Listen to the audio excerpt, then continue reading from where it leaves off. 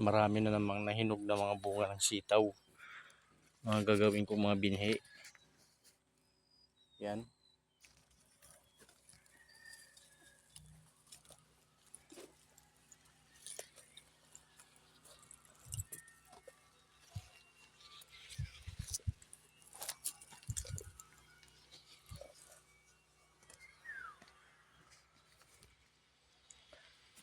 Sayang naman kasi kung pabayaan natin itong mga sitaw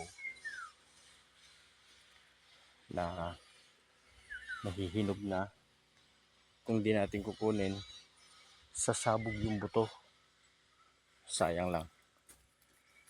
Kaya ito,